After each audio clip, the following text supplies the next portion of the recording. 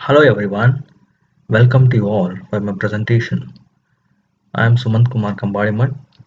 Today we are going to discuss on irrigation decision management for sustainable agriculture. So here uh, we know all that soil water status or soil moisture plays a critical role in determining the yield potential of crops. But this soil water is important limited resource for crop growth. To give you a perspective, let us know what is the proportion of this soil moisture in entire water resource on earth. So looking into this picture, if we consider water availability as 100% on earth, 96.5% water is in oceans and only 2.5% water is available as fresh water. In second bar, the entire bar is considered, if you consider it as 100%. Among that, glaciers and ice caps occupy 98 point, sorry, 98.7%, and groundwater occupy almost 30.1%. And in this entire bar, you can see here the freshwater percentage is 1.2%. So if you once again take this uh, fresh water and draw it as a single bar like this is the entire representation of this 1.2%, this bar. So if you take only 1.2% fresh water as third bar, 69% is available as ground ice and permafrost, which consists of around 69%, and lakes are of over 20.9%, and 3.8% available as soil moisture. I mean, this is entirely, the soil moisture is entirely of about 3.8%. So soil moisture constitutes small proportion in total water resource available on earth. So coming to the importance of soil water, so we know that soil water or moisture is available in very small proportion. So why soil water is so important here? Even though it is constitutes very small proportion in entire water resource on available on earth. So soil water helps in nutrient uptake, maintaining microbial population, helps in transpiration and evaporation. Soil moisture also affects soil texture also. So in total, soil water status will help to maintain soil health, and of course yield also it will be affected. So soil moisture is very important for plant productivity, as soil moisture is important water resource for agriculture. It needs to be utilized optimally and sustainably. So we need to improve the water use management so that it should improve water use efficiency of entire whatever the water we use. So in order to improve the water use efficiency, the soil water should be available for the plant to the for the uptake and its growth. In the right side of the slide, you can see the figure which shows the water will be available for the plant in manageable allowable depletion here. So this area is called as MAD, that is management allowable depletion. So this region will be between field capacity and slightly upper side than the wilting point. So this is the area.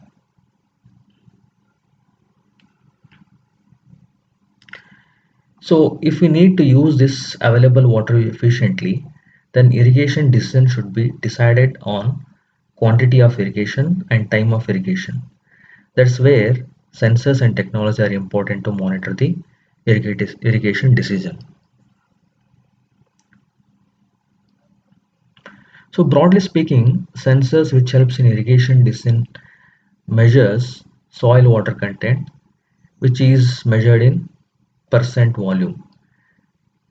The others like soil water potential sensors measure water status in kilopascals. So what is the amount of water which is held with which what energy? So that gives that water potential sensors will measure. So the irrigation decision can also be made by measuring water potential, plant water potential, um, where you can see the pressure chamber apparatus which will helps to measure the plant water potential. This will give in the units of bars or megapascals or kilopascals. So and the canopy temperature sensors measure temperature of a plants from which you can take a decision whether we need to irrigate plants or not. To take a decision to irrigate the soil, we need to know the quantity of water availability in a soil.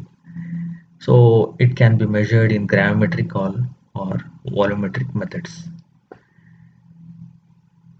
So like in gravimetric method, we will estimate the amount of water by measuring weight of water per unit weight of soil.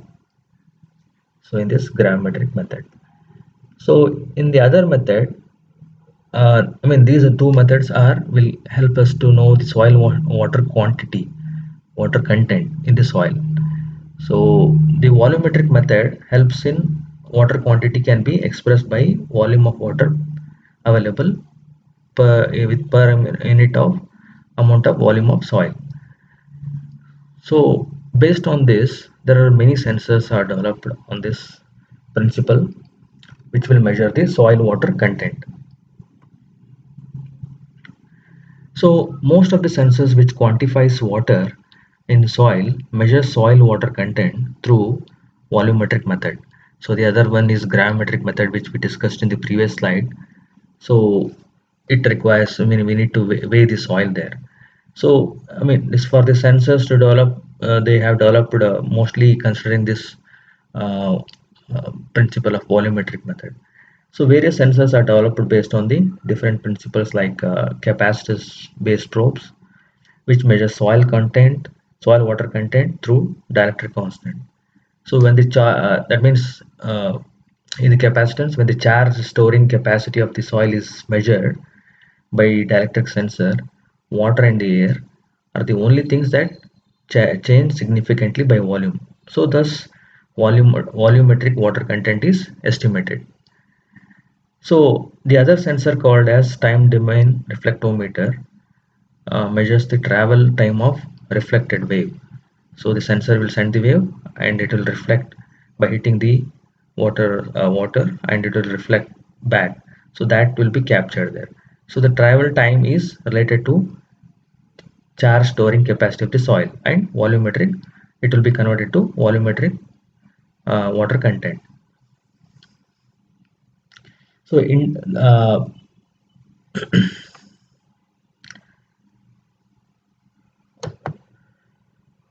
so the advantage of systems are it is low maintenance, data can be easily understood, and it's most of the except the neutron probes, the price is considerably low.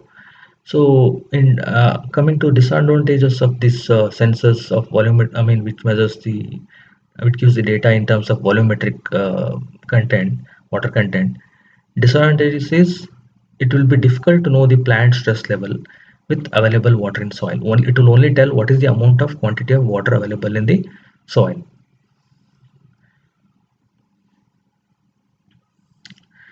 So how to overcome this disadvantage of the method of I mean we have saw the sensors which operate on uh, gives the value on soil volumetric content, right?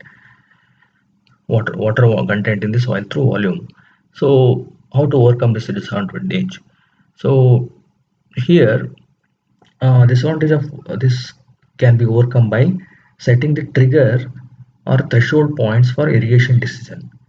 For setting the soil moisture threshold, we need to know field capacity and permanent wilting point.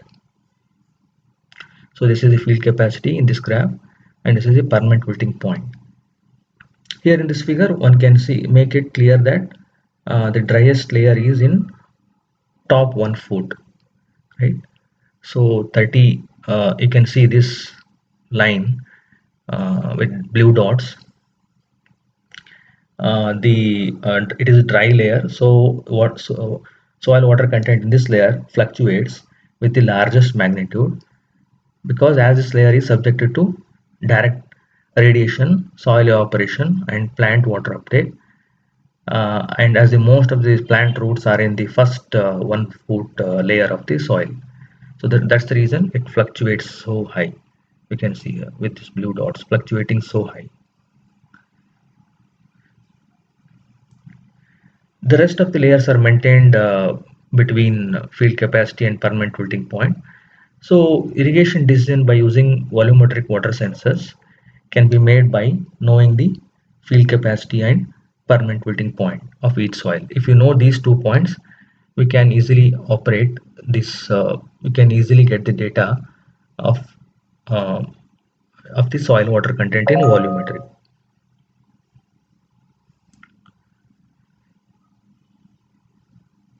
So irrigation decision through soil water potential. This is another method of extracting the uh, take a decision to whether to irrigate or not through soil water potential. So this decision to irrigate water can also be possible by using the sensors like soil water potential systems. So these sensors will estimate the energy with which water is held to the soil. Basically, the metric potential is main component of soil water potential, and others are less sensitive to water change in the soil. So the advantage of these sensors are it is easy for these sensors to judge the plant when it comes for the stress. So it will be very easy, unlike the volumetric sensors. So it will be very easy for the to judge whether the plant comes come it came for the stress or not.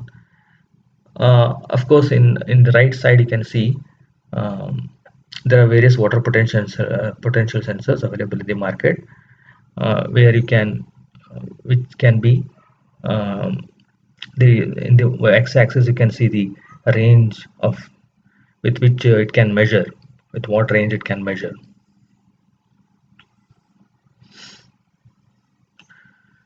So some researchers advise to use two sensors, that is I mean they advise to take both options, soil water content and also soil metric potential data. So they recommend to club these both data. Earlier slides we saw the sensors which work on soil water content, it gives the data on soil water content, and last slide we saw that the soil metric potential sensors. So the some say that the irrigation decision can be taken by using both these sensors, that is volumetric soil sensors and soil water potential sensors. So in the figure one can see the relationship between water potential and volumetric water content. Together these data can create a curve shape uh, called a soil moisture release curves. The shape of soil moisture release curves is unique to each soil. In the figure, y-axis represent volumetric water content and x-axis represent water potential scale. This relationship between soil water content and soil water potential enables researchers to understand and predict water availability and water movement in particular soil type. So you can see in the figure, uh, loamy soil has more water available compared to the other soil. So another way of another way of considering irrigation decision based on demand and supply approach. So in this approach, irrigation decision can be taken on considering demand and supply of water by plants. In the figure, one can see the demand is created by how much the plant is transpiring, right? So if this is in this figure, you can see the demand is created by stomatal response to water stress, that is atmospheric evaporative demand. The other this demand is supplied with the water through irrigation.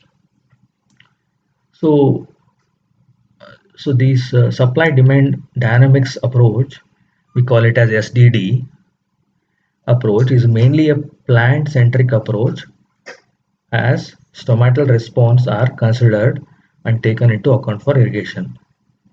So SDD uses both soil water and evaporative demand for irrigation decision.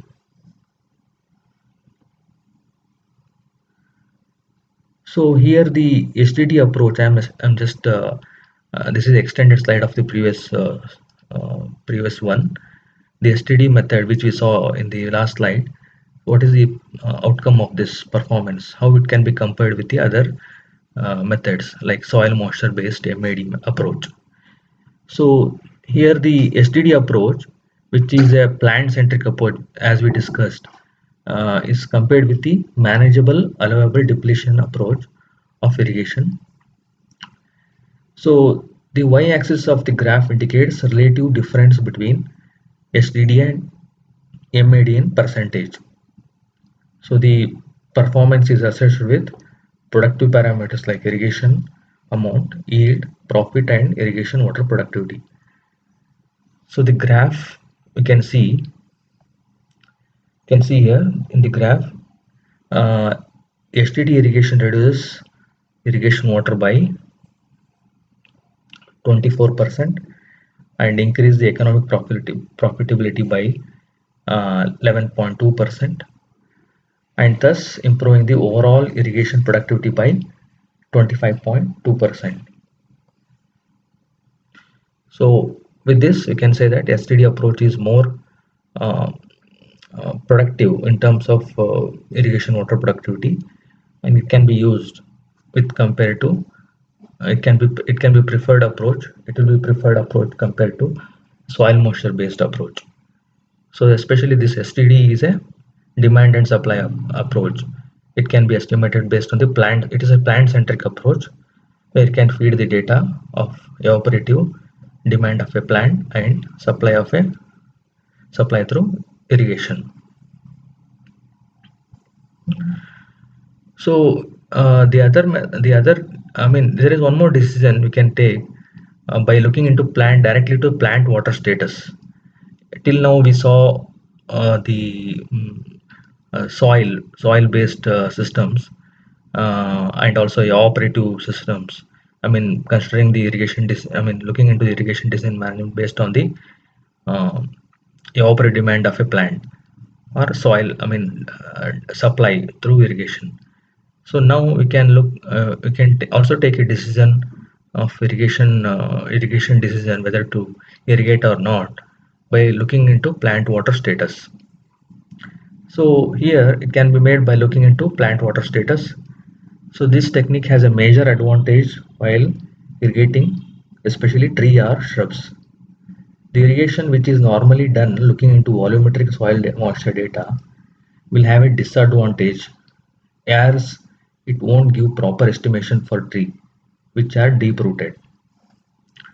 So you need to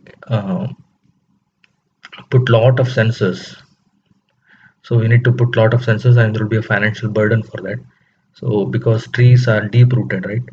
So the sensors which work on measuring transparent depends on the canopy cover data. So in the last uh, method or model we discussed about supply and demand approach. Their operative demand can be overestimated if the canopy cover, if you overestimate the canopy cover. So you need to be very precise in the canopy cover. So that decision depends entirely on canopy cover. So your opera transpiration depends on the canopy cover data which you generated. If you overestimate that canopy cover data, this evapotranspiration also, it will be overestimated and certainly you will misinterpret the results. So this method is an essential check against both STD and soil water content methods, especially this plant water status data. It mainly tells you whether to irrigate or not at that time.